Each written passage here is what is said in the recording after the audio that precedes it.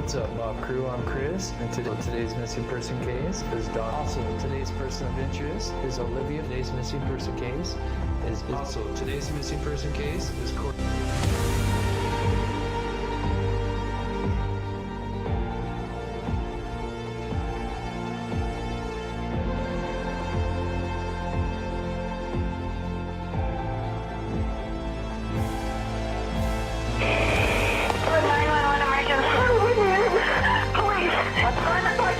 What's going on there, man? We have a kidnapping. Hurry, please.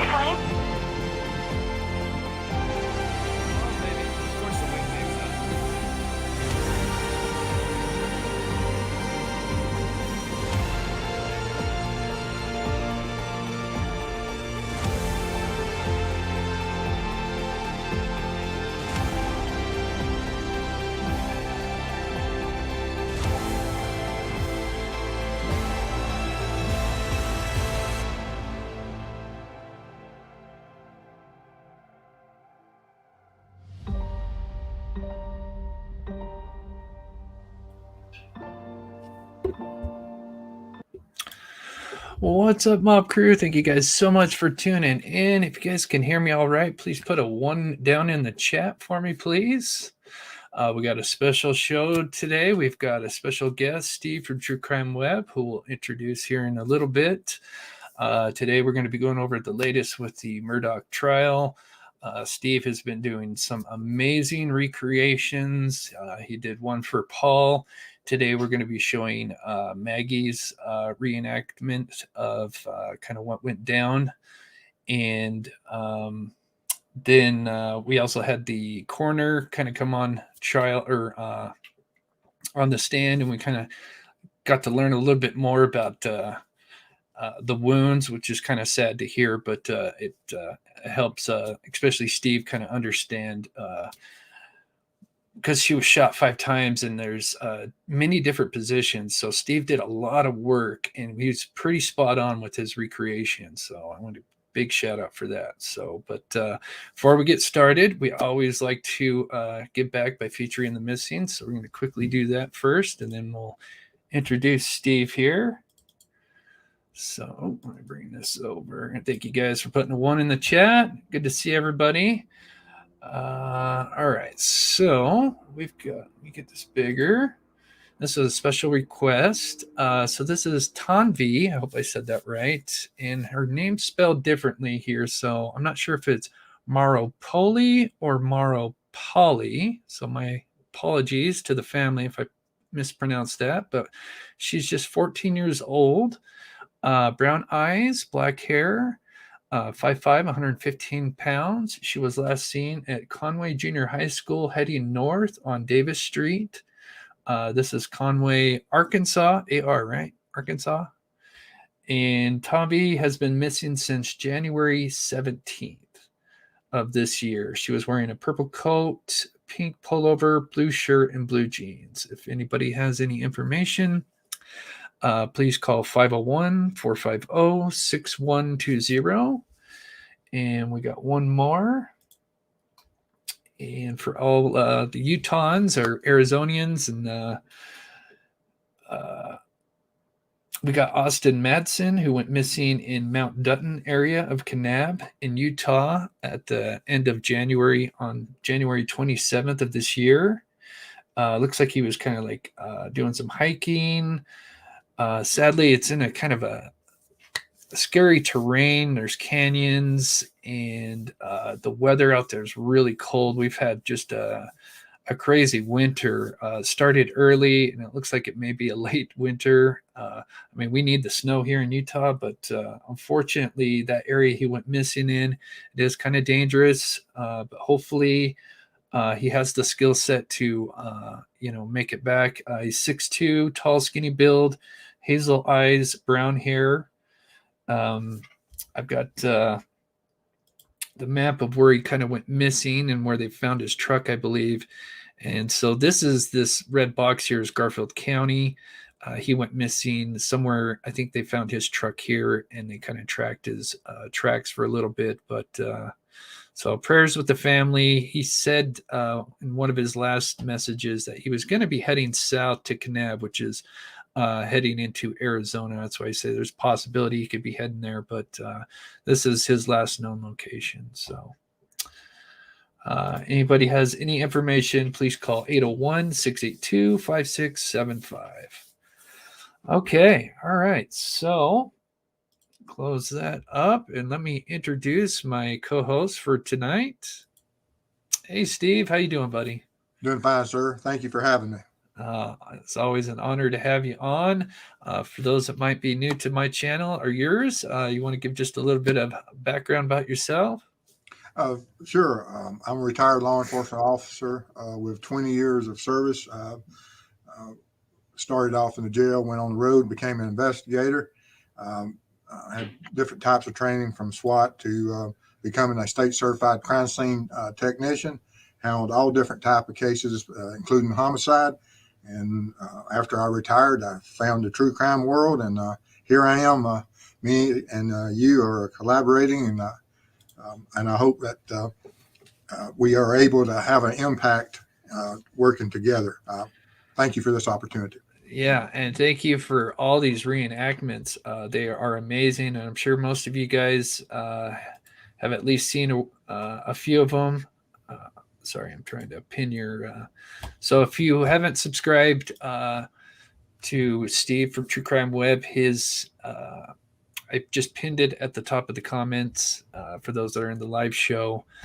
Please go subscribe over to his channel. We'll be collaborating. Of course, we're going to be working on some cold cases come springtime, and super excited. The channel is going to kind of go in a different direction, and really excited for that. So, but anyway, today's show is Alex Murdoch and the latest stuff, and of course, the latest work that you've done. So, before we get started, let's get a timeline going just for those that might be newer to the case. Or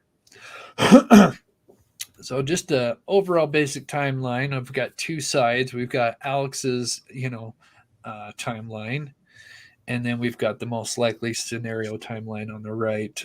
So the basically before 7:30, he had shown up to work, and he was actually confronted by his bookkeeper. That would be kind of like the catalyst of the motive for possibly shooting his wife and son. And then he came home. I believe Paul came over not too long, I think just shortly after noon. And then Maggie, she showed up much later. I'm not sure. I think a little before 7 or around 7. Still kind of looking into that. And then they are seen outside. They're doing some planting, and at 7:38, we actually see a video of him. It's actually taken by his son Paul, where we see Alex, and it's actually quite significant because we see Alex wearing a shirt and khaki pants and some brown loafers that. Unfortunately, the shoes, and I'm not sure if the khakis are missing, but apparently I think the shirt and the shoes, according to the housekeeper, they haven't seen them since. So then we move along the timeline. We've got 8 o'clock, apparently, according to Alex, he says he goes, they eat, and then he takes a nap. And this nap is like 30 to 40 minutes, something like that.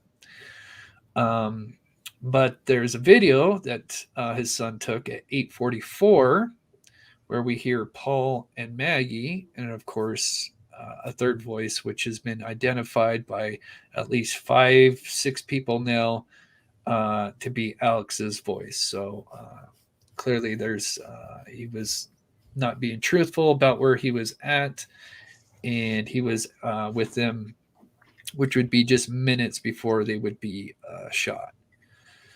So we have a couple of texts. I'm going to move over to this other one real quick. Maybe pull up the phone record one here. I'm not going to go through all the phone records, but just the last two phone records we've got.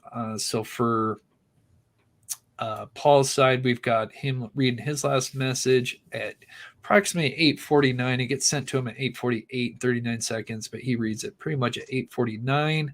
That would be the last message he reads. And then 27 seconds later, we have Maggie on her side where she would read her last message at 8:49 and 27 seconds. So it sounds like at 8:49, 8:50, the shooting starts. Most likely, Paul would have been the one that shot first, I would assume. And then Maggie second. And so we did the reenactment for Paul, which was amazing. If you haven't seen that after the live show, go check that out. But just to give an overview of what happened to Paul, he was shot twice.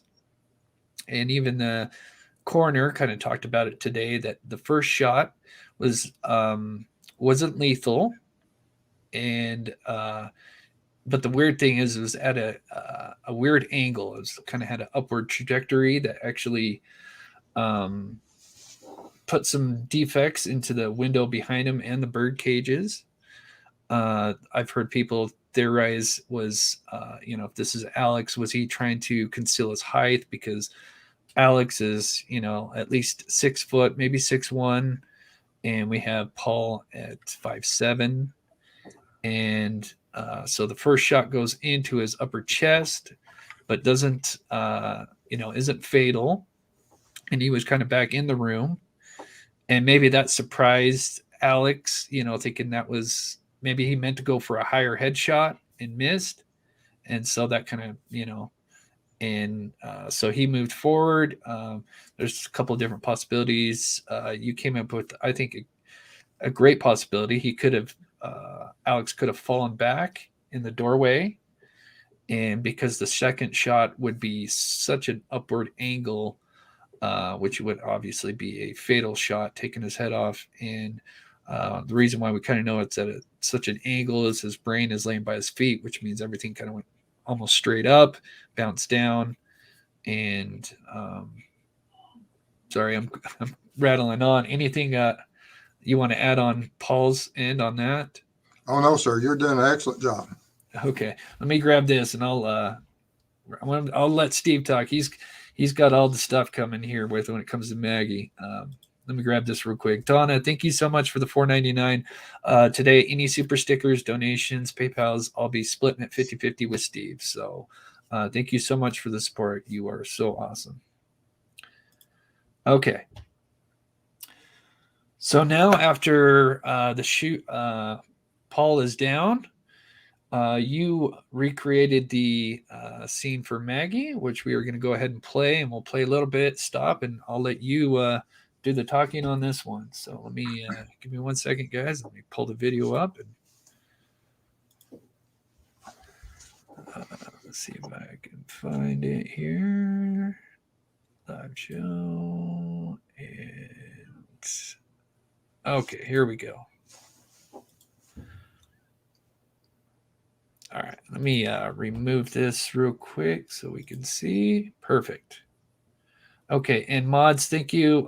Who do we got in here? We've got Michelle. Good to see you. And I think I saw Karen. Let me know if the chat needs to be slowed down.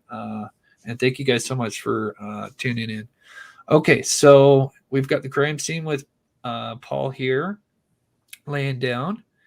And then we've got all these shell casings from the AR. So obviously, with Paul, he was shot with a 12 gauge, but now it looks like the shooter, most likely Alex, has now acquired a blackout rifle, most likely Paul's. Go ahead and play it. So it's possible that she was maybe coming to see what was going on. Maybe she heard the commotion, the shots, and was kind of came back over.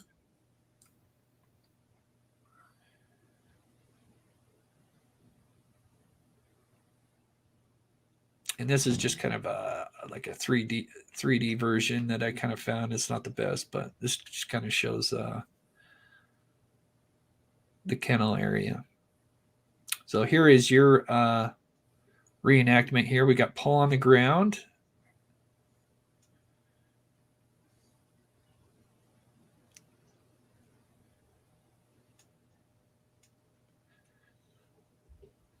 Okay. Let me explain something starting right here, if you don't mind. Yep.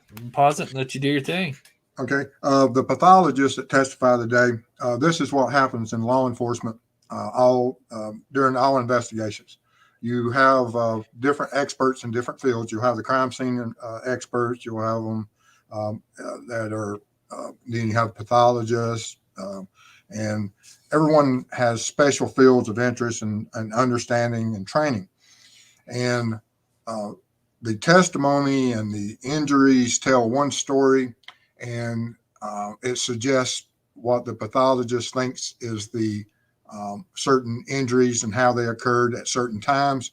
The crime scene people, they do the same. They'll look at, like I went about looking at the crime scene recreation from where the rifle was fired, orientation, and where the shell casings would have ejected.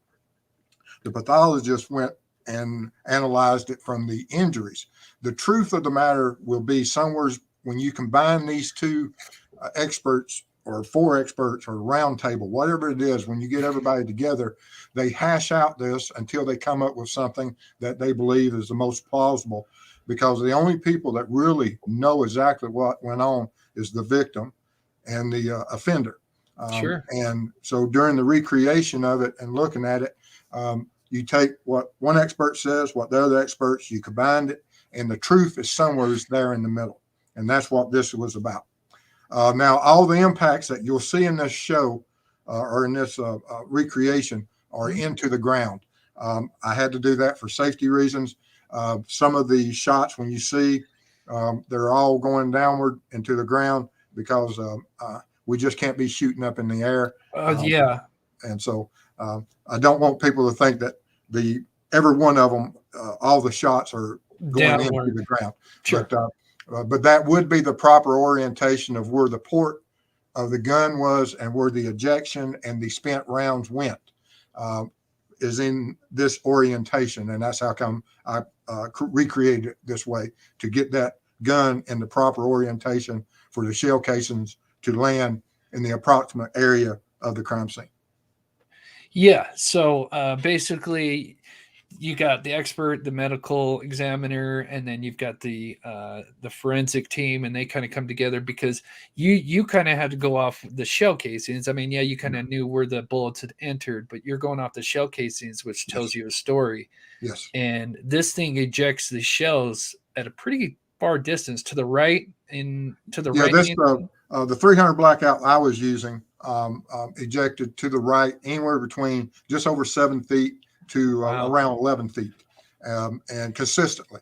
And now different guns, like the pathologist says, will eject them different. We don't have the gun in question, but they if it's ported on the right, it would still eject out there. It may be a little bit shorter, could be a little bit further, but it will give you the story is of where the shells are ejected would still show the orientation regardless of how far that shell casing went. Okay. Thank you, Dilly Pickles, for becoming a member. And let me grab this real quick. Thank you, Dixie, for the $2. Make sure I'm getting caught up. Let me let me know, mods, because we're getting quite a bit in here, if I need to slow down the chat. All right. So we'll keep going. So this could either have been the thigh or the abdominal. It's possible. Like I said, there's so much motion and dynamics during any type of attack. But there is one injury through the thigh that would be very consistent with this impact on the ground. Okay. Yeah, I was not thinking this position at all, but this makes sense with the impact on the ground.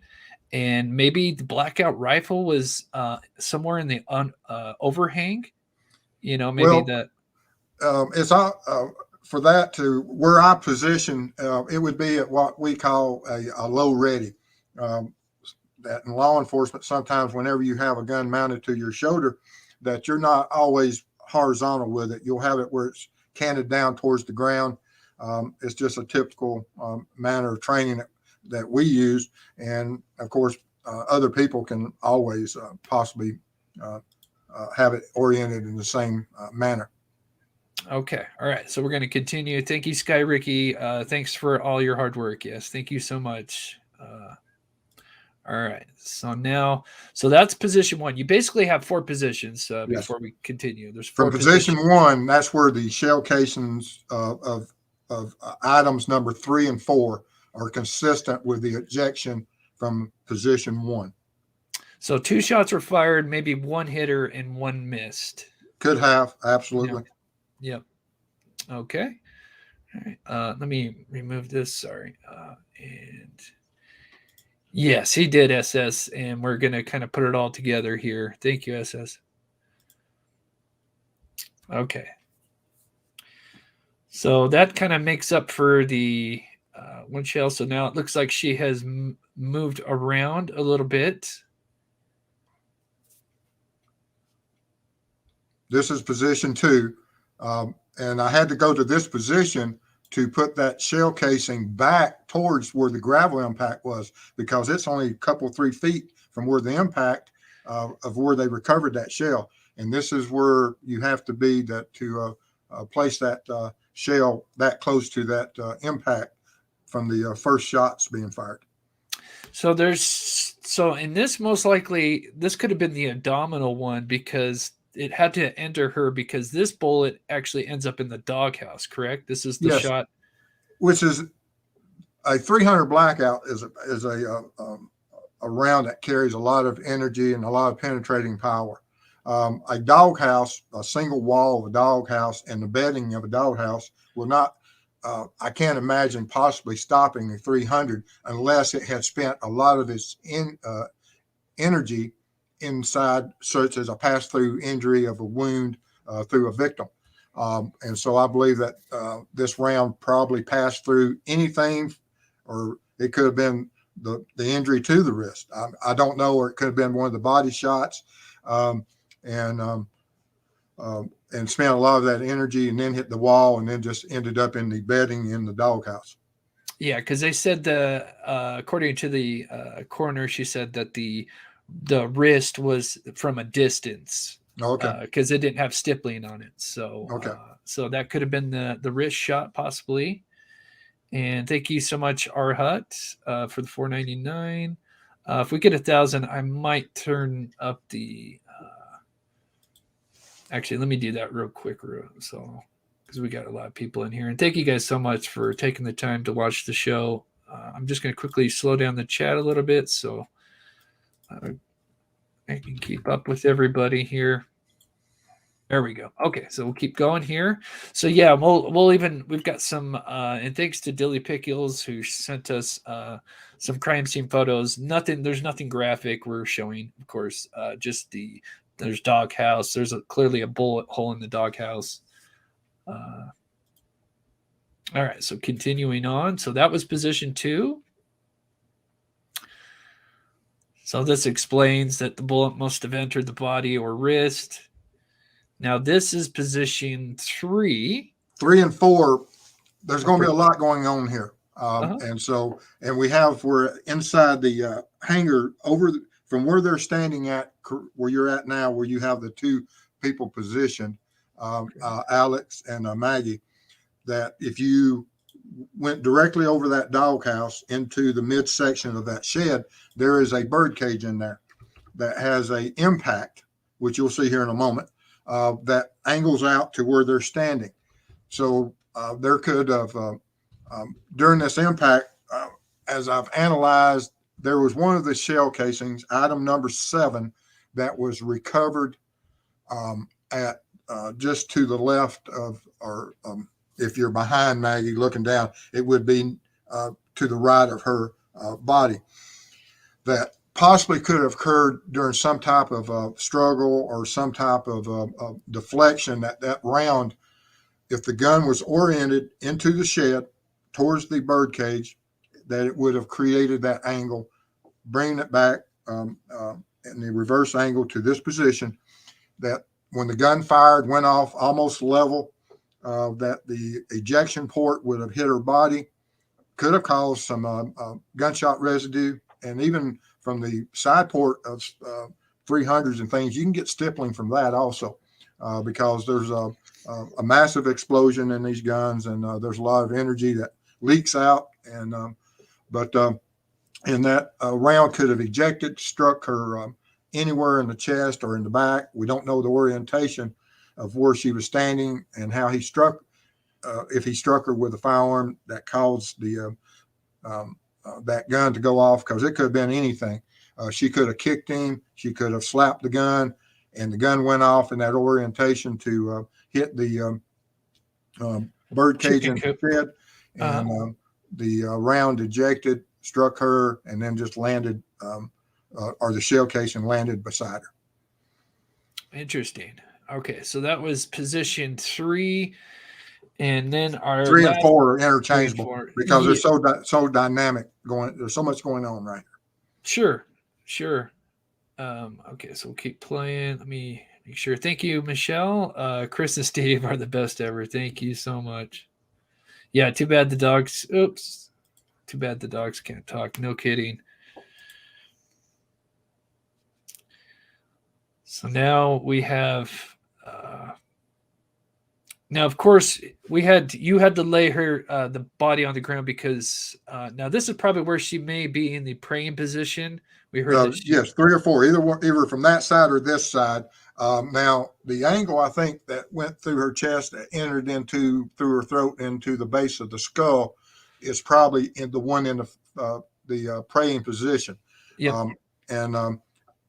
I didn't recreate that angle. I was just shooting into the ground, so she's not laying flat in that position of how that bullet would have possibly entered her if she's on her knees with her head on the ground. That would create that angle that would allow that pass through her chest and into the base of her skull. Yeah, and they feel like that once that hit her head, that would have been possibly fatal shot. Yes. Because it went through her breast, and that. So being in a praying position, I've kind of got it on my thumbnail. I guess if you were kind of standing behind her at an angle a little bit, it would have entered. Because I guess it actually skimmed below her abdomen and then entered her breast. Because she had like an abrasion just below the breast, so that would kind of make sense for it to travel just. To get that angle, that's one of the ways that you could, other than you have to be on the ground shooting up to get that angle also. But, and I don't know if that's the case. There's a couple. Sure. As always, there's alternative positions. Variables. Sure. But yeah, definitely at least a couple of positions. But those first 2 positions, I thought there was just 2 positions. But clearly, there's a bullet hole in the dog house, and then the chicken coop, and we'll show you guys after the video where the chicken coop is. I forgot. There has to the orientation for all the gunfire to occur. There has to be at least 4 orientations of when the firearm went off to strike this, and that's how come I have 4 different positions. That you just have to have those orientations, or you couldn't have the trajectories. Yeah. Thank you, Casey. And thank you so much for being a member. Okay. So, let me get this. Okay, so this is the chicken coop, if anybody's wondering, and that's just in the red overhang. And so this came from probably position 3, and there was a bolt that entered into it, most likely after it came through Maggie, I'm assuming, because of it had to have stopped. Well, I don't know I don't know if they ever recovered that bullet. I know. Okay. I could then. Yeah, I don't know if they ever recovered it. I hadn't seen the evidence sheet. It does look like it did go through the one side and then another, so maybe it could have been a miss. But so it looks like at least six rounds were shot, 5 hit her.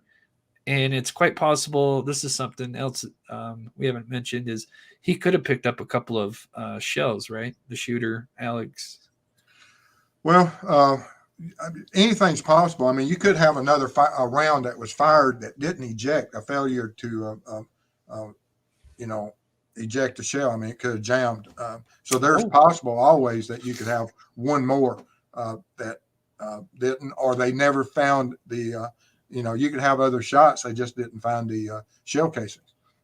But the scenario of the placements, everything comes back to position 3 and 4, especially with this here birdcage angle, that there was a lot of stuff still going on.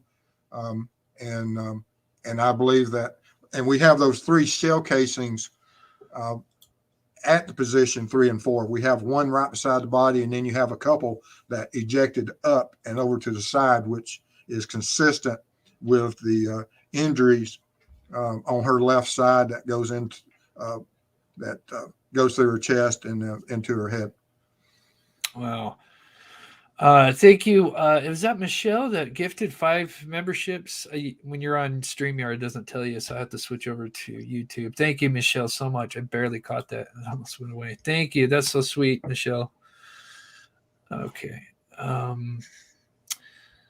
So basically, that's it. And then, do you think it's possible maybe he checked to see if she's still alive? Maybe because there was kind of that mark on the back of her leg. I think it's possible maybe he just accidentally stepped on her leg or kicked to see if she was still alive. And then that's a typical maneuver for most for people that hunt deer and things. You go up and you'll kind of kick movement. And check for movement, see if there's any type of a reaction. Yeah. I did a slow, steady fire for accuracy here. I fired 3 shots. 2 of them went through the same hole and one right above it. And then I picked up the pace a little bit. Then I just shot just above the hip, just as fast as I could accurately fire. Even the one from the hip is just around a 2-inch or a little bit less than 2-inch group. So at close quarters, and this was at 15 to 20 feet that I fired these groups. So it's real close. So you don't have to aim this type of firearm at those ranges. You can shoot from the hip. For people that are have any type of proficiency with firearms, that you can maintain these groups and smaller. Yeah, it's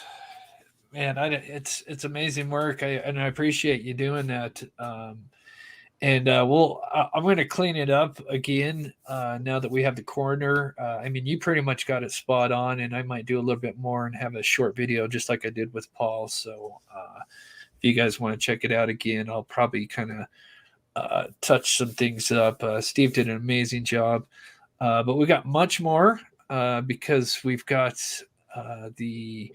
you did a recreation of the how long it would take to check the bodies, which was amazing. At your suggestion, that was brilliant. I appreciate because I hadn't even thought about that, and you called and said, "Are your mannequins still out there?" And I said, "Yes." He said, "Can you do this?" And I said, "Absolutely." So awesome. Okay, give me 1 second, guys. I'm going to get the video ready here. I think some of you guys have seen it, but I had a YouTube. It's got it non-monetized right now, so sometimes they don't push it out for some reason until it's monetized. It's so stupid. So we're going to go ahead and play that. And then we've got the new body cam footage they finally released. It's the 8 minutes, which show when they arrived there. We've heard the video, but we haven't actually seen the footage. So I have that footage if you guys haven't seen it. And we've got the some crime scene photos, nothing, with graphic or anything, but some interesting stuff for sure. We got tons more. So this was brilliant. What's up, Mob Crew? I'm going to go ahead and fast forward just the first part of it here. Okay, and what's interesting is they actually confirmed, and they're actually going to probably have somebody come in last minute for the prosecution. So I'm assuming maybe Wednesday or Thursday. Somebody, I don't know if it's going to be from GMC, but I guess they confirmed the data. And actually now they're going to bring in the actual GPS coordinates, because before we just had when the vehicle was put into park, when it was put into drive. Now we're going to actually have the GPS of that, which is going to be huge. So then we're, and the defense said it's fine. They're okay with bringing it in. So I'm curious. But so this video is where, how long would it take for Alex to actually check both bodies. So this is this video. Murdoch most likely wouldn't have been able to have enough time to check on both Paul and Maggie. Using the data taken from Alex's SUV gives us his movements just after the shootings, and working backwards from the 911 call made at 10:06.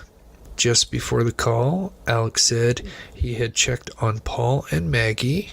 Before that, he said he had checked the house for a couple of minutes and even called Maggie's phone at 10:03, which all lines up. But after checking the house, Alex figured that they were at the kennels, so he drove over to the kennels and saw both Paul and Maggie's bodies. So Alex parks at 10:05. And one thing I wanted to mention in this, so this photo is actually a drone shot, I'm assuming of June 8th, so a day after the shootings happened. And this vehicle here is, I'm 99% sure this is actually Alex's Suburban, because you can see the silver trim on the top. And when we eventually we'll see the body cam footage that was released today. And we can see it seems like this is where he tends to park, which kind of makes sense. You either drive forward or you drive left. But so if you're just wondering, that's kind of where he parked. 5 and 55 seconds, then checks on Paul and Maggie, then calls 911 at 10:06 and 14 seconds. So this would give only Alex 19 seconds to exit a vehicle and check on both bodies, then call 911. So Steve from True Crime Web and I wanted to see just how long it would actually take if we positioned everything as close to how the crime scene was laid out, with the two bodies being approximately 32.5 feet apart, and according to Alex, said he parked facing the scene. So let's see how long it takes according to how Alex Murdaugh described the events. And I ran over to Maggie and Okay, so I'm going to pause this real quick. So I started the counter. Now we even give, I just realized we actually give you or Alex a handicap, because the car would have actually been back probably another at least 6 feet. So we're kind of giving him a handicap already from the start, just if anybody's, on the not guilty side. That would be a second or so. Or two. Yeah. Yep. Actually, I think I tried to turn Paul over first. I tried to turn him over, and I don't know, I figured it out. His cell phone popped out of his pocket. I started to try to do something with it, thinking maybe, but then I put it back down really quickly. Then I went to my wife, and I could see. As we can see, it took 37 seconds. You could probably take, give or take. Now, also, in my opinion, and I'll show an example, is I think when he actually made the call, he was actually in his SUV as well. And I'll explain that in a little bit, because there's actually an echo at the first 20, 30 seconds of the 911 call. And that happens because you've got the audio from the phone and you've got the audio from the Bluetooth receiver in the vehicle. They both got their mics on, and so that causes this kind of like an echo. And so usually you have to turn one of them down, and usually it's the vehicle. Anyway, so that would have, he'd actually had to go back to the car. So to me, unless he's the Flash, there's no way. It doesn't make sense. Now here's go ahead, Steve. You sound like you got something. A couple of observations on this. Sure. I ran it both ways. I went to Maggie first on one drill, and then there's only like a 3-second difference. But even if you go to Maggie first and go over there, but I can tell you about human nature. I've seen it. I've been on stakeouts. I've gone to crime scenes, and if you parked in this position, what human would pass the love of their life for any reason without checking on them first? Makes no sense. Your headlights are there. She's laying there, and you have, no matter where you park, You have to walk past her to get to Paul. It makes no sense that anyone would do that. So just from that basis. Now, I had another individual run this same time trial who's about 30 years younger than me. And now he was able to get real close to those times, but he made a comment that because I was forcing him, I said, you go to these bodies and I want you to run it as hard as you can. And you only have a 5 count as fast as you can count to 5 to check for a pulse and get back. He was able to accomplish the maneuver, but he said, I would not feel comfortable not being in a medical field with trying to find a pulse, not knowing how to or were, or even if I could. So he said those times for him would be something that are unrealistic. Sure. And also, just not to get too off topic here, there's still more that we're going to talk about here. We also did, because I know a lot of people have been mentioning the tarp, and was he covering the guns with tarps? So we even have that recreation today as well. I mean, you have been killing it. Steve is just working his butt off. So please give him some love. Go sub to his channel. Southern Girls, thank you so much. Southern Gal True Crime, thank you for all the hard work. And Steve, doing helping families of the missing. Thank you so much. And let's see. Let me know, chat, if it seems like it's kind of going fast. Let me know if you need me to slow it down. We've got almost 1,500 people in here. That's amazing. If you guys can, please hit that like button. All right, so I'm going to finish this video here. There's still some things to mention that are kind of odd. At least 37 seconds to check on the 2 bodies, according to how Alex explained it. But there's even more stuff wrong with this scenario. Maggie and especially Paul were both lying in a pool of their own blood. If Alex were to kneel down to either of them, and especially tried to roll one of them over, Alex would have most likely been certainly in contact with blood, and not only with his hands, but most likely his clothing as well. If Alex immediately went to call, he would have transferred that blood to his phone or the pocket that his phone was in, and also the vehicle. But there was not a single drop of Paul or Maggie's blood on Alex or anything that was found at the scene. Now, I think they might have found a little trace of something on the in one of the vehicles. So, and of course, I made this video before they mentioned that. So there might be one little minute. Well, I don't want to say minute because I'm not sure. It didn't sound like it was. They were too confident about it. Did you hear that about kind of the something in the vehicle on the steering wheel? Let me know in the chat if you guys. That was kind of the part where I was kind of busy and I didn't really hear the full details on it, but I don't know how sure they were. It was very minute from what it sounded like. But other than that, this guy should have been covered. I mean, if he did what he said he did, in my opinion. Steve? Oh, absolutely. I mean,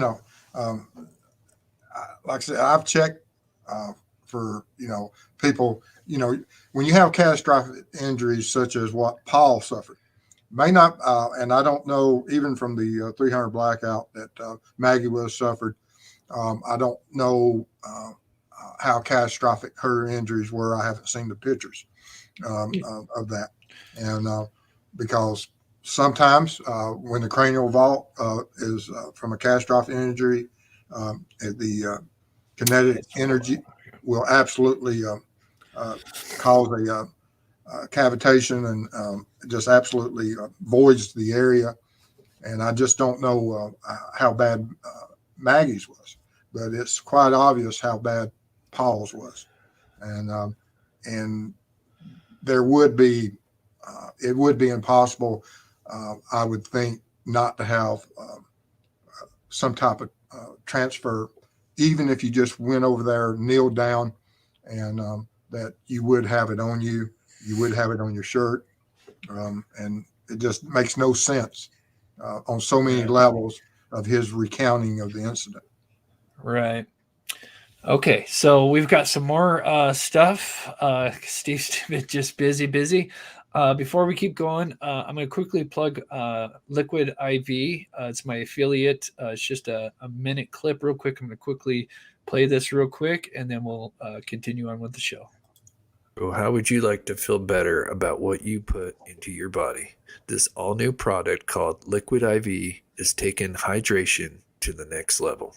Liquid IV's Hydration Multiplier is a great tasting daily electrolyte drink mix that utilizes the breakthrough science of cellular transport technology to deliver hydration to your bloodstream faster and more efficiently than water alone. Just add the non-GMO electrolyte powder to your water and let CTT do the rest. It comes in tons of different flavors like strawberry, grape, lemon, lime, and much more. Just add the powder to water and get the hydration your body deserves. They have powder for energy, hydration, and even one to help you sleep better. If you'd like to learn more or purchase some, go to this link down in the description of this video. And if you use the code TheMobCrew during your checkout, you can save up to 20% on your next order. Hydrate now with Liquid IV. Thank you. Okay, shout out to Liquid IV. Amazing product, and they're always having amazing deals. Sometimes they have up to like 30% off if you use my code. So just a quick shout out to them. All right, so let's talk about the tarp a little bit, and then we're going to, you did some tests on what it would look like if you wrapped a gun up in a tarp. That was I wrapped it up in a poncho raincoat. Okay. Yep. And so you could see, because people were asking, if you fired it from inside the raincoat, that would keep the GSR off of the hem and things. And so, of course, you suggested once again that we do that. So I said, okay. And so I went up and recreated a couple of scenarios to show that exact situation. Yeah. All right. So if you guys don't know about the situation, we'll explain it first, and then we'll pull up the video. Let me grab this real quick here. Casey and oh my gosh, $50. You are both doing excellent work and are going to help change so many lives. Keep it up. Thank you so much, Casey. That is so awesome. Yeah, like I said, everything that comes in, splitting 50-50 with Steve.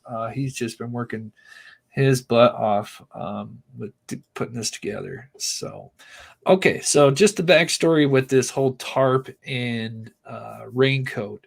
The housekeeper who, so apparently, according to Alex, let's see, what was it? Well, I guess it would be just after the shootings happened, but he says he goes to his mother's house. He tried to text his wife. She didn't answer. I guess he thought, well, she doesn't really like to come to see his mother's anyway, or something like that. So he didn't bother. Kind of curious to know which direction he went, though, because it sounds like they used that, there's kind of two entrances. And it sounds like they used the one by the kennels more than anything. So that would mean he drove past their bodies. Kind of curious to know if that actually happened. That wouldn't look good. Yeah. Anyway, so he goes to his mother's, and the housekeeper's there, and she notices that to her, she sees what looks like a tarp. This is where it kind of gets confusing. She sees a tarp. Oh, go ahead. No, I was just going to say, now, regardless if I shot a tarp or a raincoat, it would make no difference. It would have the same ballistic damage to it. Sure. Yeah, I'm just because some people I think get confused on the tarp and raincoat, because I'm not even sure if there is a tarp because they never even tested it. All I know is the housekeeper saw a tarp, what she thought it was a tarp, but it could have just been the raincoat. Anyway, but the blue raincoat was retrieved, and the inside of it was just covered in gunshot residue. What you expect the shooter, to be covered in it as well. But of course, Murdoch was, had a clean shirt on. And so anyway, some people are suggesting, is it possible he could have maybe wrapped the gun maybe tried to conceal it and shoot it. And so you went and did that test. And so I'm going to go ahead and pull up the video. I just wanted to kind of give the backstory on it. Let me grab this real quick. Thank you, Jill Downey, the dynamic duo. Thank you. I recommended you on Emily D. Baker's chat today. That name sounds familiar. Thank you, I think Jill. she's the attorney that's been covering it live from beginning to end. Oh, that's awesome. Thanks, Jill. That's so sweet of you. You guys are so awesome. Okay, let's get that video pulled up here. Okay, I think it's this one here, right? Yeah. Okay, give me a second.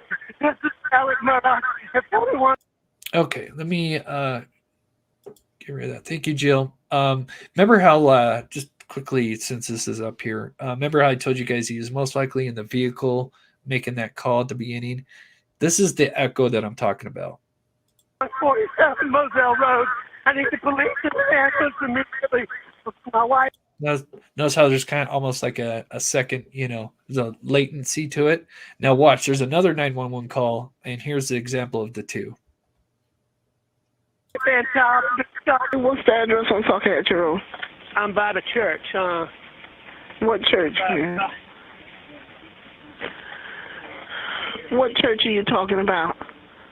I don't know the name of it with the red. See how much more clear that is? Completely clear. To me, like I said, I don't know 100%, but obviously they took that data from the SUV, the 911 call from the night. So I'm assuming, and it was because it was hooked up to the Bluetooth, I'm assuming that's why there was that echo in the beginning.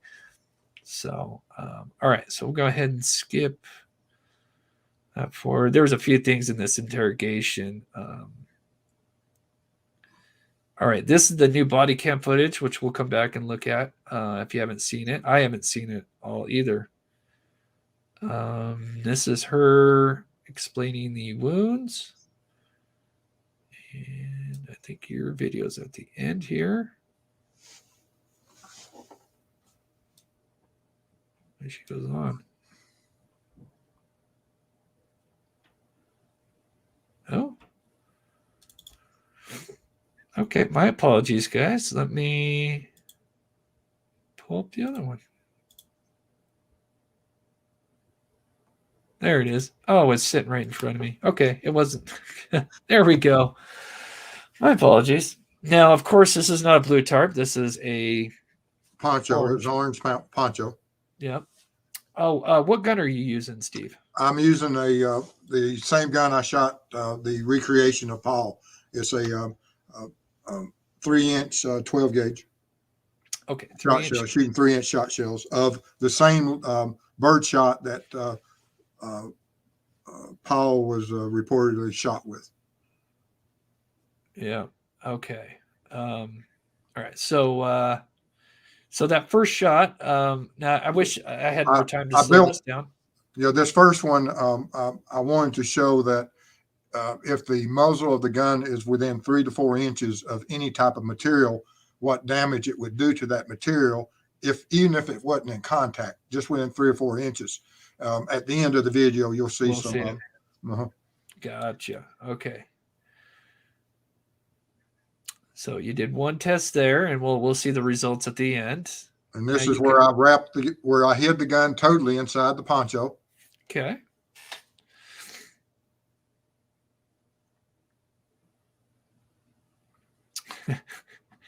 Yeah, that shredded it.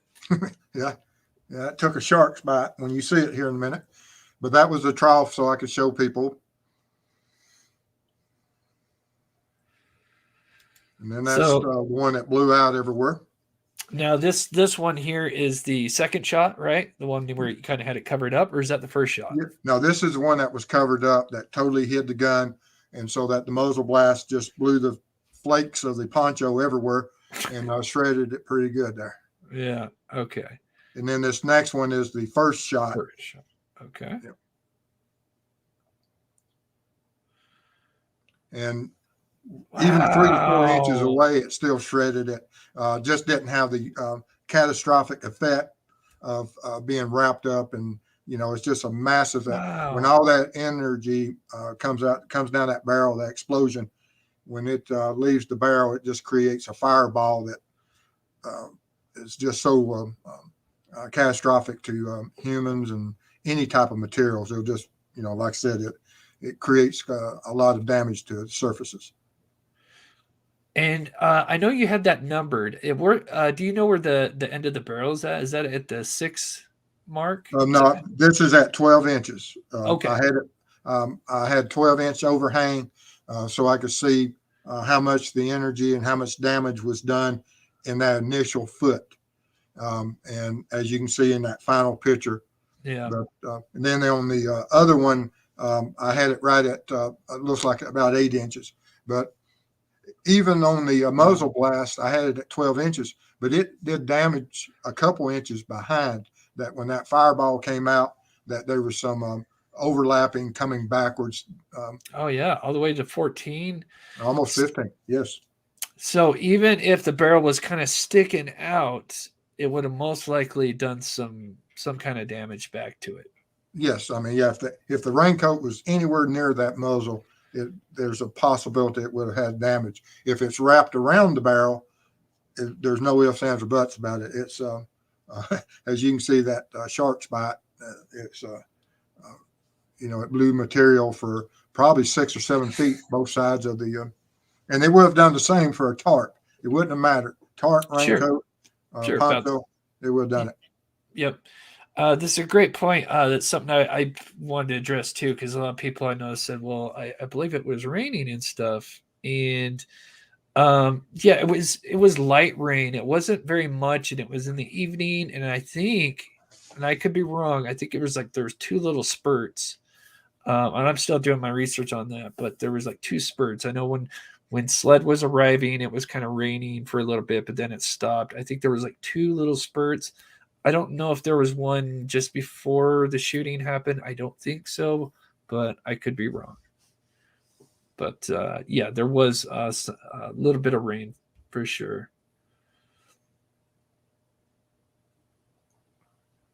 Okay, so let's look at this new body cam footage. You guys want to check that out? I have not seen this, and it's only 8 minutes or 6 minutes. So and I was a little surprised they didn't release this on that first day. Usually, when they talk about it on the stand or have the witness, then they'll release that stuff. So I was really surprised we didn't see this earlier.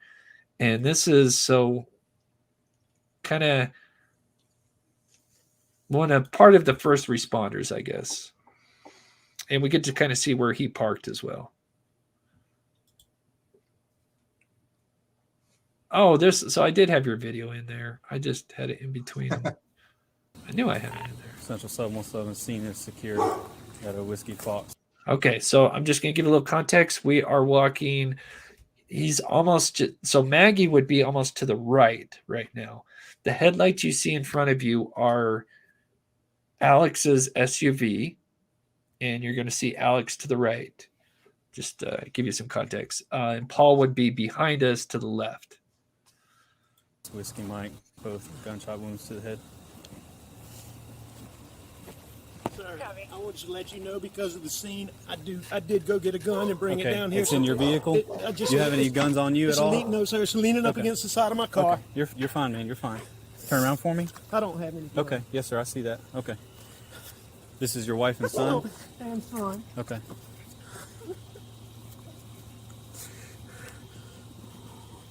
It's bad. It's bad. Check the pulses. Yes, sir. This is the firearm you brought from inside the house? Yes, sir. Yes, sir. I went and this is a long story. My son was in a boat wreck a few months back. He's been getting threats. Most of it's been benign stuff we didn't take serious. Okay. He's been getting punched. I know He made a major I know that's what it is. misstep there, bud. Oh, okay. What'd he say? I'm sorry. I had to get the cat real quick. I hadn't watched this. I haven't either. But What'd when he he do? said, because of the scene, I went and got a gun, was his first word. And you don't, because of the scene, And that's not something that I would, that's part of the staging. I had to have a gun, but that's not a normal response. That I go get a gun because of the scene. I went and got a gun because someone killed my wife. Yeah, Someone killed my son. It's not because of the scene. I was scared. Someone that I just found my wife and daughter, or wife and son killed. And that's what you would say. You wouldn't say because of the scene. and you know what he said a little bit later on in the interrogation we've seen where he's sitting next down. When he goes to explain that situation, he says, yeah, well, I went to go grab a gun. Well, I was probably overreacting going to grab the gun. Overreacting? You just found your family dead? Yeah, And yeah. That's what you're thinking you're that's what you say. overreacting grabbing a gun?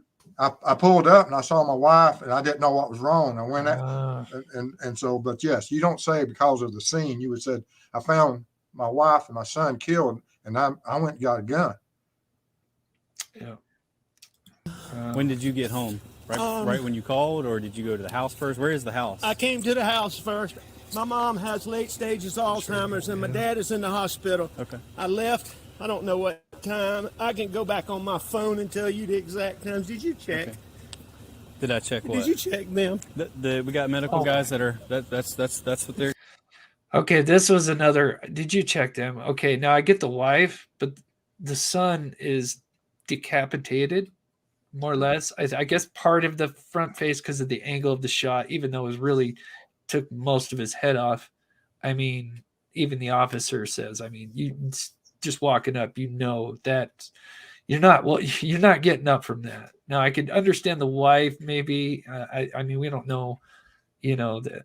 I mean, we know. I mean, she was shot even more, but that's just an odd statement to me, Steve. What? I agree. Yeah. Like I said, I just I hadn't saw this, and it's interesting.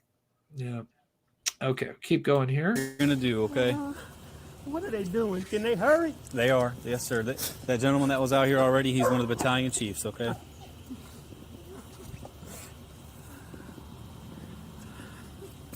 How did you pull up? You from back there? I went to the house and they weren't home, which was odd. I tried to call. Okay. And then I knew they had been down here before I left to go to my mom's. Okay. And so that is loaded. Okay. You might want to unload it. But I mean. Is this the only firearm with you? This is the only one, or is there any more in the truck? I believe that's it. You think that's the only one? Okay. I'm 99%. Do you normally certain have any other firearms in your vehicle? I don't, but Okay. occasionally there's a pistol in there. Okay.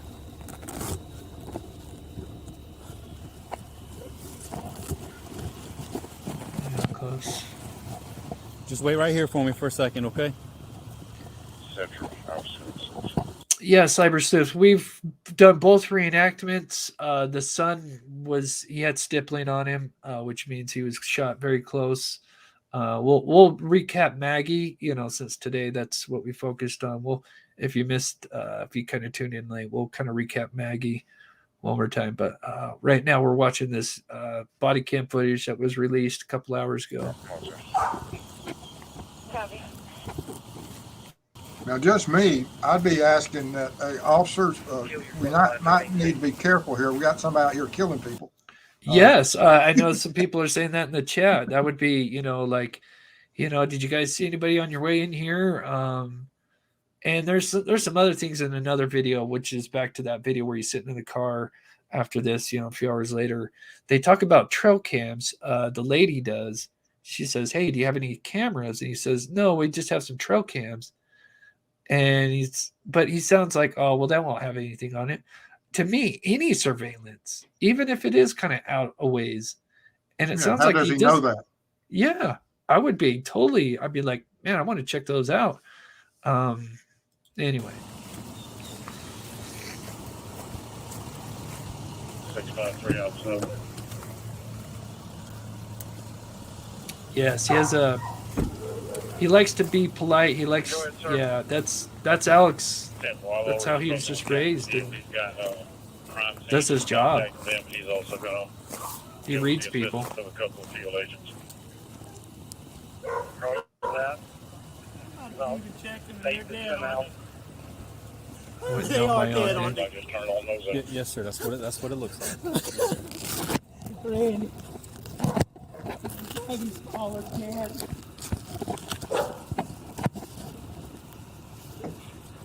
Where are you now? Let's see how much. Do we have that the officer went to the bodies and checked, or he just walked by and able to tell? I don't know this video. So from what I understand, there's definitely more to this video. Okay. I only have 8 minutes because for those that may not know, so when they're in the vehicle, when they kick on the lights, that activates their camera. So we can actually learn that from one of the guys that was testifying, which actually I think it's this guy. He tells him that his camera, usually activates when they kick on their lights. Now they can turn it off and on themselves as well. So yeah, I think there's probably more to this. Maybe they just wasn't able to blur out stuff. I don't, who knows? So I think there's maybe 1 or 2 more minutes here. Yeah, the police are here now. The police are here now.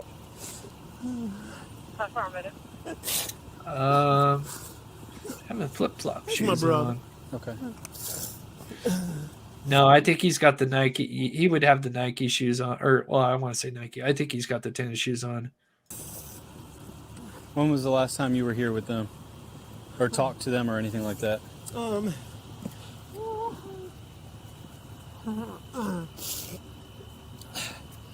It was earlier tonight. I don't know the exact time, but Okay. I left. I was probably gone an hour and a half from my mom's, and I saw them about 45 minutes before that. Okay. I rode around with Paul for 2 hours this afternoon in the pickup truck. That's your son, Paul? Okay. Somebody going to check them? Yes, sir. They've already checked them. They did check them? Yes, sir. This is official that they're dead? Yes, sir. That's what it looks like. I'm sorry. No. You're fine. I'm very sorry.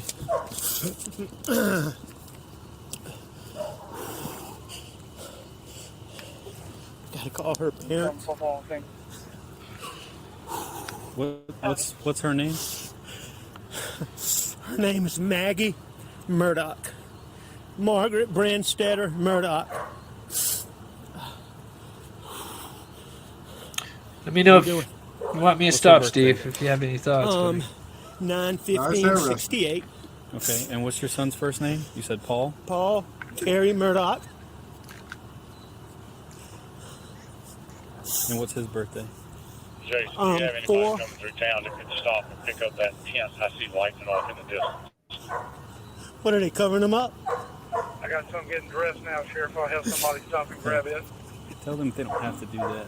They don't need to. Preserve what we can. 653. Where's it at? I'm in town. I should try to be Delta 8 because he's going to be the only one that's got access. What's Paul's birthday? Right now. There's the chicken coop in the back there. It's, Yeah. The bullet. And we'll recap Maggie here. I think this is almost over. We'll play just 1 more minute here. Copy.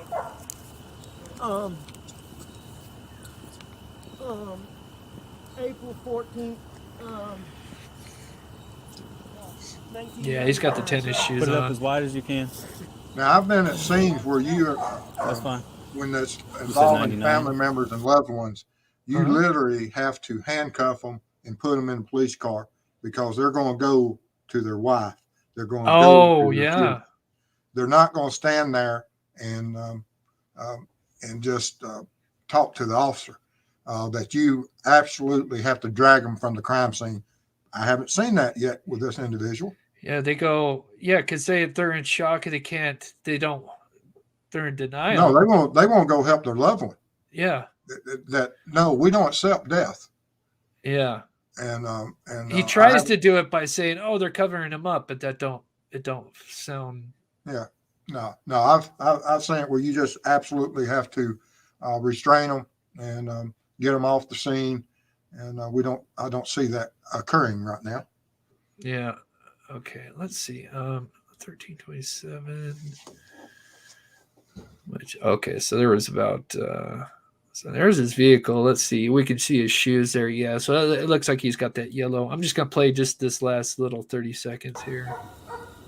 I see quite a few tire tracks in here. Were any of these you going in and out? Oh, that's what I wanted to know, where these were. Okay, so they're somewhere behind his SUV. I think this is just him because he drives. I mean, that's a video that I'm going to put together as well. He's clearly driving a lot. Some weird spurts of 12-second to 13-second driving, and then a minute. There's a few that would make sense for him to drive to the house, but then there's a few that just, to me, I think these tracks are probably him. Because after probably assuming he's the one that did this, after shooting him, went to the house, cleaned him up. So that probably caused one set of tracks. Maybe used the ATV to do it because they did find some biological matter on it, but they never looked into it, which is, I don't understand. No, I came in here and I left one time and I came back. Okay. But the rest of them, maybe Okay. from earlier, but Okay. only 2 are mine. Did you go out this way at all? No. Release, right?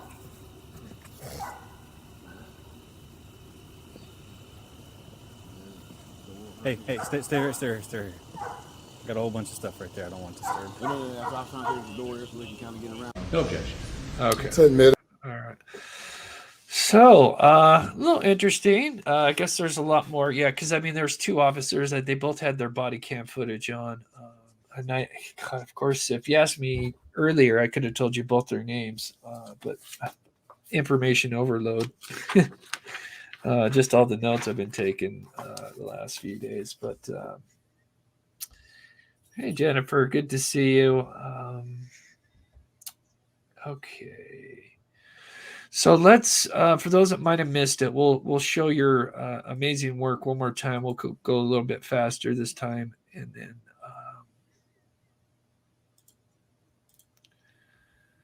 let's see, where is it at? Just in case anybody missed it here. Okay. So one more time, this is Maggie's reenactment. So Paul, of course, he was most likely shot first. 2 shots, both being at some weird angles. And there's something I've been wanting to mention because a lot of people were mentioning the whole, and I have to be careful with the word, self-inflicted scenario. And I'm actually starting to kind of get behind that, where I think Alex may have tried to make it look like that and botched it. I can kind of see that. He botched the first shot, having an angle, and then now everything's screwed up. I can kind of get behind that. A lot of people still mention that, and I was kind of 50-50 on that. it's either that or accidental. I mean, it could be that self-inflicted, or it could be accidental. There's a lot of accidental that have occurred for a lot of different reasons. Yeah. Okay, so after Paul is shot at 8:49, 8:50, and it wouldn't be probably a minute, and he's down after he's just shot twice, and it's over. Then, so Maggie may have been coming to see what's going on. She could have had maybe Grady or Bubba out, and so she possibly coming to check over.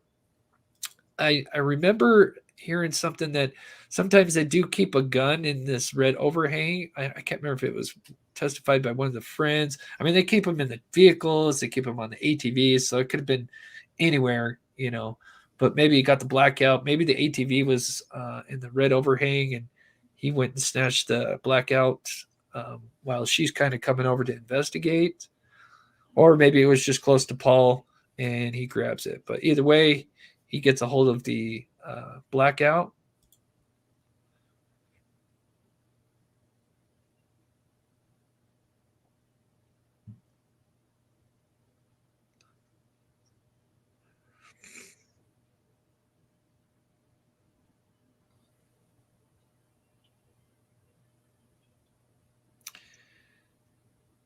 So here is the recreation. We've got Paul laying on the ground. We've got Maggie coming forward.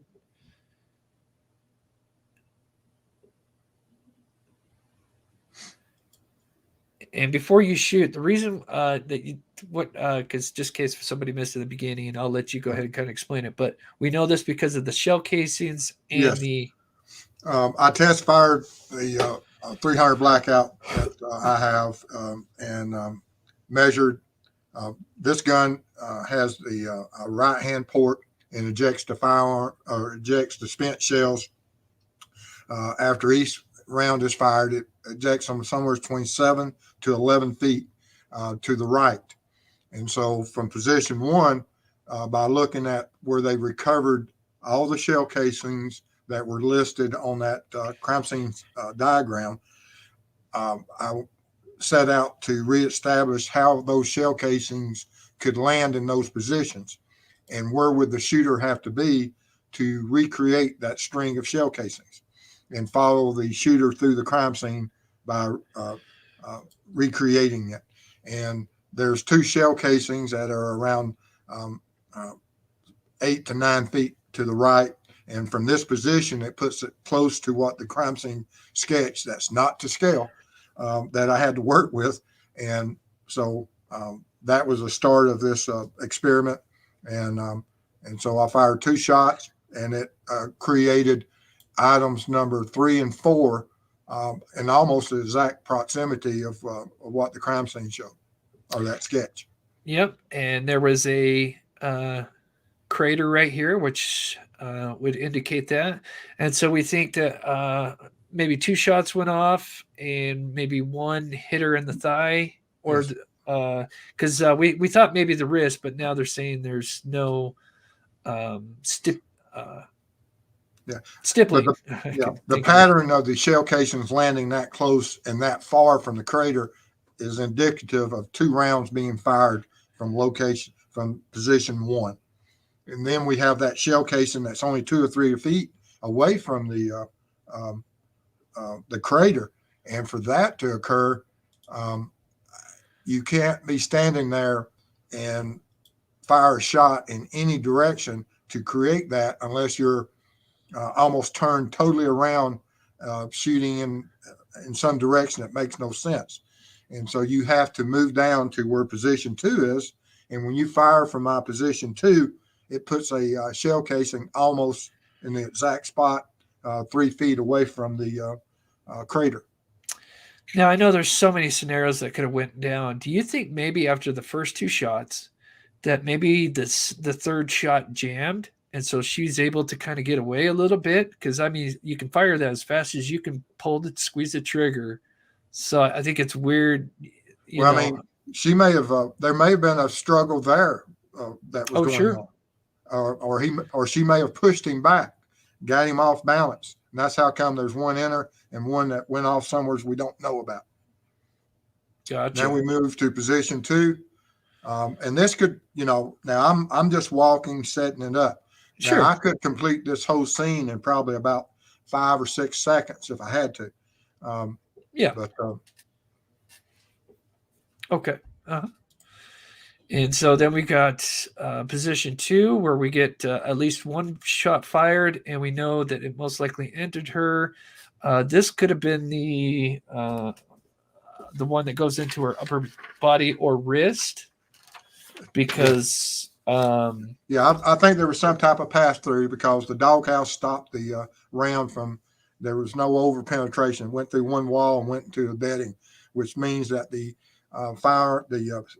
round lost a lot of energy somewhere in some type of either pass through wound through Maggie.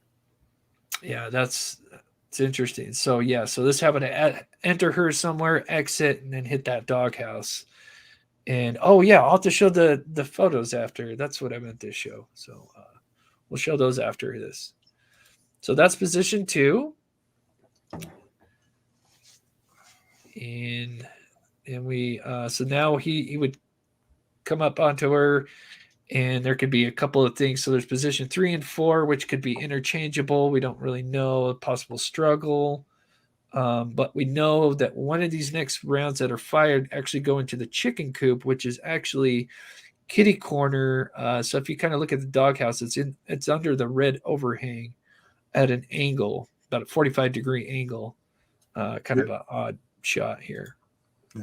And there was one round that was ejected that doesn't match any type of natural ejection or what you would expect of a spent casing traveling in distance. It's found right beside Maggie. And so that means that possibly some type of deflection occurred.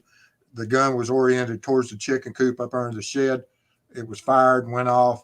The round, as it was ejected, struck probably Maggie some reason and just dropped straight to the ground. That's the spent round that just struck Maggie and fell to the ground. And would explain why a spent round would be found almost beside her body. Yeah. Yeah, unfortunately, they don't like that other word. UT is, there's something else. And I love UT because, I get to do what I do, but man, they're getting really strict with the words. It's really such a, I hate it because then you get tongue twisted because you have to kind of, filter your words, and it's getting kind of ridiculous. So now obviously you got the body laying down, but of course you can't use a live person and you can't be moving this mannequin. Yeah. Plus you don't want live rounds flying where they should. So you kind of had to shoot at the ground, but she could have been. I did ground impacts on all my shots. Sure. Even the one through the doghouse from position 2 is just past the doghouse. You'll see it.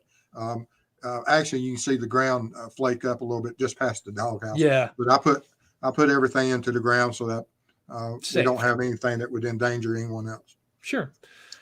But this one, she could have been in a praying position because there's a shot that it's pretty much one of the last shots, which enters her left breast and goes into her head. It's really such an awkward angle. And she was most likely in a kind of I've got a position here in just a second. This kind of here, something like this on the left here. And then he would have been kind of to the left of her maybe, or to the right. Well, I guess there's 2 shells that's found from this position from her, if you are looking at the mannequin face down over the right shoulder, a few feet away is where there's two spent rounds recovered. And so for that orientation, that gun has to be in some type of angle like this. Almost 45 degrees off to the side. Yeah. And now it could be angled more down towards not so much what the angle I had, but the port would have to be angled towards that position for those shell casings to get in that location. Yeah. You said it took their life. Yeah. Yeah. For now, you never know with these. And it's not like they give you a list of saying, hey, don't say these words, it's such a pain in the butt. And you said those certain trigger words and then they flag your videos and it just, we put a lot of work into, this, and it's a shame because then they don't put it out. So anyway, so we got 2 shots here, which is shell casings 5 and 6. And then we've got one last, oh my gosh, the play button is so close to the line that it drives me nuts. I did that last time. Okay, there we go. Let's see, make sure I don't do it again. So this is pretty much it. She gets probably hit with that praying shot, and then this would be kind of the final shot, right? If she's in that praying position, I believe that it would make sense that is the most lethal injury she received, the one that went through the chest, under the breast, and into the base of the cranial vault and struck her in the brain. That would be the one. And this is just the orientations of the guns to get those ejections. And here I am firing a 300 blackout. Yeah, let me before you I'm going to pause it there real quick. But just to kind of show those P1 is the positions. Yes. Items are the shell casings. Yes. And so we've got most likely 4 positions. 3 and 4 could be kind of there's variables. A lot of movement and a lot of things that could be happening there at 3 and 4. But Sure. when the gun is going off, those orientations have to be somewhere in that she was still able to move at that point. And it's absolutely amazing how much punishment the human body can take during these struggles for life. Yeah. Okay.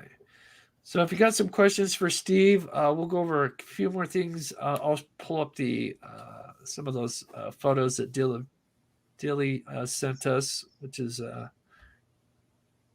kind of interesting to see. Let me play that while I see the play button's right there. It drives me nuts. Okay, I'm gonna do this while I get set up here.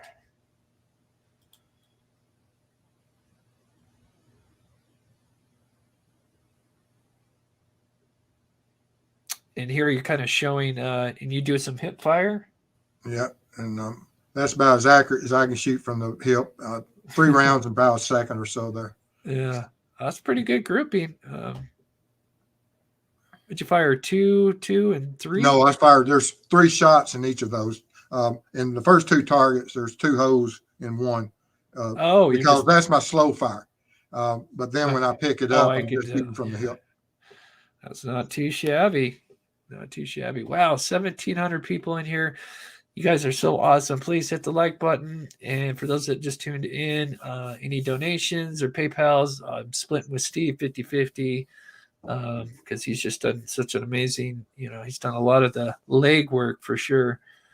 So here's just, I guess I got to exit this out here. And if you got some questions for Steve, we'll try to get these in the last 10-15 minutes here. So here is the doghouse where one of the bullets went through. So this spot that we see here, sadly, this is where Maggie was laying down. This is where her head was at. During position 3 or 4, or was it position 2? Position 2. It would be from position 2 to hit the doghouse more than likely. That's right. Okay, so yeah, we had one in the doghouse there, and then this is the chicken coop. You can tell by the angle. There's the defect for the doghouse, right? Yes, that's the doghouse. Okay, yep. Chicken coop must be coming out the other side there. Yes, that's the entry for the bird cage in there. That I haven't pulled the string on that yet. I don't know the exact how far it's down that wall, but it appears that from that angle, it would originate over the doghouse to pretty close where Maggie's body was found. Does that look like wood and cardboard right here? Is that cardboard that they? It's probably, well, if it's some type of bird cage, it's probably some type of cheap material that, for chicken coops and things and bird cages. Yeah, because that looks just kind of like with the lines and everything. It looks like just your typical cardboard with the wood, with it. But anyway, so it's a little bit insulation or something. Yeah, there's chicken wire inside of it. Yep. Okay. And one of the bullets that they found, there's the doghouse. That's the one I was trying to find. And then this looks like a really old bullet. I think it's just the coloring of it. But is that a 300 blackout, I'm assuming? It appears to be a 30 cal. Oh, is that what they call it, 30 cal? Yeah, there's a lot of calibers out there, and a lot of most of your bullets are based upon. And then you have many different types of rounds based on 30 cals from, from the 308, which is a 30, to the 300 blackout, to even the 300 Magnums and things. All of them shoot 30 caliber bullets, but they just have different purposes and different levels of kinetic energy for hunting rounds. Yeah. So thank you, Dilly, for sending those in. That helps Steve with some of the angles. Is absolutely, especially we had no idea that bullet was in the chicken coop. Well, no, it was in the the doghouse, but the chicken coop had it had that angle shot in it also. Yeah. Cecily, right? Cecily says, thank you both. These videos have really helped me understand what could have happened. It's an honor. Like I said, Steve, it's done most of the legwork. I just kind of whip it together, but it allows me to go out and do my testing and still be able to get where people can understand better what the trial information is. And I appreciate you doing this for me and helping me out on it. It means a lot. Yeah. So Jay Elliott asked, does Steve have any theory on how he got rid of clothes and gun? Well, he had, there's missing time and there's vehicle stops on the way. Is there someone else involved? Don't know, but there's times that that is missing from the timeline because he extends it further than what is necessary. And so I'm looking forward to those GPS positions. That's going to be very revealing. When you said, didn't you say GM, someone with GM was bringing that in? I'm sorry, say that again. I had audio on my other, I was trying to play a video while we were listening to you. On the GPS location from GM, weren't they getting the coordinates? Yes. And so that's going to be extremely interesting to see exactly where all the vehicle stops were. Yeah, we're going to get the GPS because I feel like those, that's what I want to do. I feel like those tracks that he's talking about, which I'm so glad now we get to see where those tracks are at. I think that's just him showing up. Obviously he probably left and maybe one of them was on the ATV, drove to the house, probably ditched everything, came back. And then, like I said, there's clearly a lot of driving. I've got to run over. I'm going to turn the camera and mic off. I'll be back in about 2 minutes. So I got to take one of the dogs out. Okay. All right, go ahead, buddy. And we'll try to get Steve to answer a couple questions. If you guys missed this one, I'm going to go ahead and let me play it so you guys can hear the audio real quick. There we go. What's up, Mob Crew? I'm Chris, and today over murder.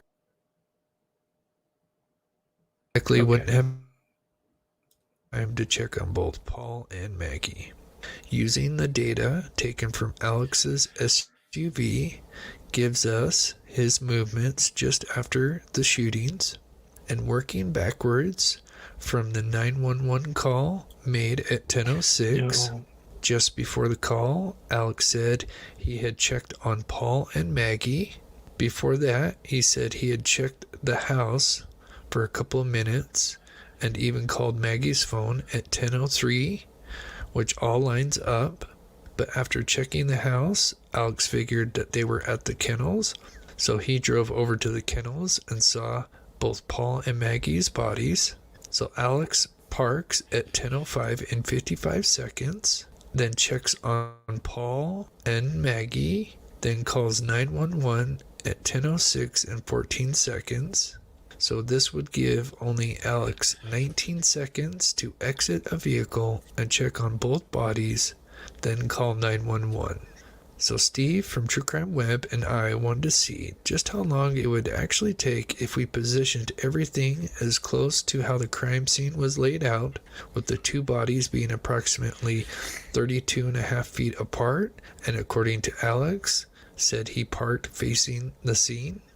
So let's see how long it takes according to how Alex Murdoch described the events. And I ran over to Maggie and Actually, I think I tried to turn Paul over first. I tried to turn him over, and I don't know. I figured it out. His cell phone popped out of his pocket. I started to try to do something with it, thinking maybe, but then I put it back down really quickly. Then I went to my wife, and I could see. As we can see, it took at least 37 seconds to check on the two bodies. Yeah, so that was amazing work, Steve. And so you're back. There was one thing I wanted to mention. Oh gosh. I got so I was checking on my emails because I was really busy putting stuff together and then taking a little bit of time off with the Super Bowl and stuff. And I actually was reached out to by Nancy Grace. Wow. Yeah. But all thanks goes to Steve, but unfortunately I missed it. They wanted to do a podcast today, but I what were they wanting the podcast on? The alibi, I guess. But I don't think I could handle Nancy Grace. She's too fast for me. And I don't know, she's kind of gotten a little bit of hate on the way she was taking pictures at the Idaho students place. So I don't know. Want that anyway. But I mean, I don't know. She's not a bad person. I enjoyed her stuff when she was covering the Casey Anthony case. But I think it's she's kind of a lover hater. I think she's based here, or at one point was here in Georgia, I believe, is where her home ground is. Oh, where is it? Oh, there? I think she's originally out of Atlanta, Georgia, or something. I think. I'm not sure, but I think that's the case. Yeah. So if you guys have any questions, we'll see if you got another 5 minutes in you, Steve. We usually go an hour and a half, but I'm here for whatever time, anything I can do to help you, buddy. So let me see if I can get some questions in. If you see one, just go at it, and I'll see if I can try to find some. I know a lot of people ask them at the beginning, and we've had so many people in here that I don't think I can go back to the top. So I'll see if I can try to snag some. This one I wanted to clear up. No, the doghouse and chicken coop doghouse was, one direction. Chicken coop's like more back in towards the hangar. Yeah, and they recovered the spent round from the doghouse. It was in the dog bedding inside the doghouse. So the round that went into the doghouse only penetrated one wall and went into the bedding of the inside the doghouse. Yeah. Let's see. We can find a question here. Like I said, you've done an amazing job breaking down as best you can with so many different reenactment. We'll play it while we're answering the question. See if I can. Is that?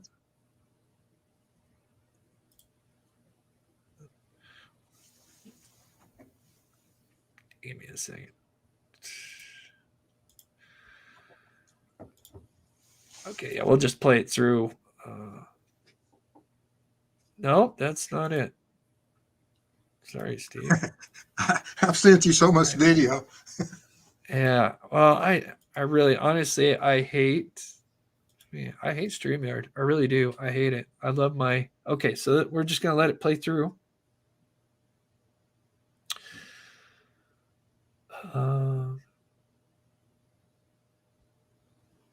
Yeah, Patty G, why did he try to do with Paul's phone? You just found your dead son and you just passed your wife, and he makes the phone sound like it popped out like a baby. I mean, why is he messing with Paul's phone? Doesn't make sense. Of course, most likely trying to get rid of something.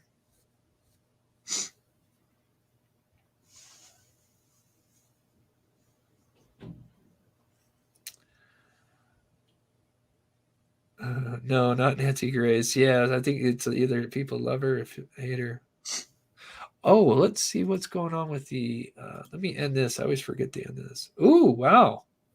So I asked everybody, do you think the prosecution has proved their case so far?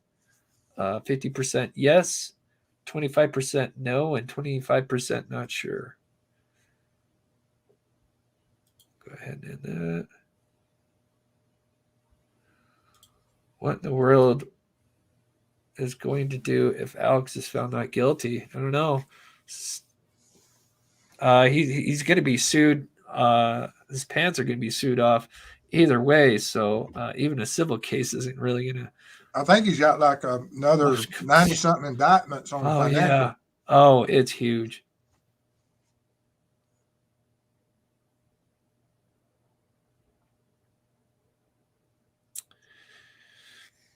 Yeah, this one, the reenactment wasn't as we couldn't, because Steve had to be careful with shooting, and you couldn't have the mannequin moving around, and he wanted to keep it, safe. Active shooter in Michigan University. Oh gosh, I try not to cover shootings because I feel like a lot of them are trying to do that for attention, and so I try not to cover those, especially school ones. I refuse to show them. I might mention it just in case if it's just happens so people know, but okay, I'm trying to find a question. Oh, here we go. Finally, a question. Steve, how much blood would have been on the shorter from 3 foot away shooter? Oh, sorry. I'm sorry. How much blood would have been on the shooter from 3 foot away? Also, does an assault rifle shoot more bullets at a time? As far as the blood, whenever I recreated the scene, I used synthetic blood and ballistic gelatin. That if you watch Chris's previous videos that we collabed on, you'll see that recreation.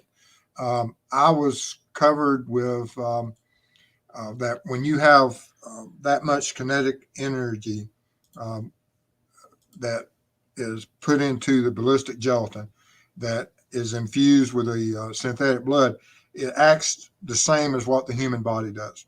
And you'll have a fine mist of blood, or synthetic blood in this case, and the ballistic gelatin representing human tissue that just creates this 360-degree ball of tissue, and it rains down on you.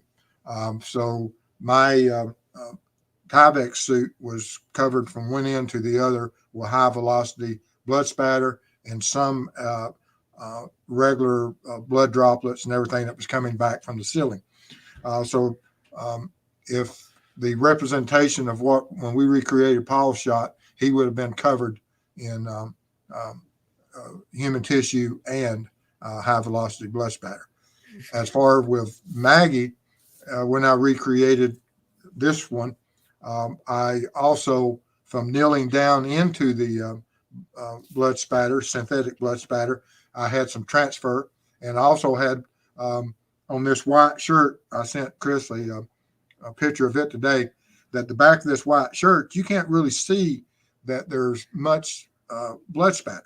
But when you luminol this white shirt, it is absolutely covered. It looks like the night sky with stars, but you can only see one or two little small spots on the back of that shirt to the naked eye. But like I said, once you treat it with luminol and do it in total blackout conditions, that shirt lights up. And so there's blood spatter that it turns into a fine mist, and it goes 3 feet in the end, generally on the really small droplets of high velocity blood spatter. It's just within feet. And that's how come it's so critical that you find high velocity blood spatter on an offender. If you find high velocity blood spatter, it can only get there generally in one way, and that's from gunshots. Generally, How much time was there between the shooting and him calling 911? A whole hour. Hour and 6 minutes, really. So he had plenty of time to clean up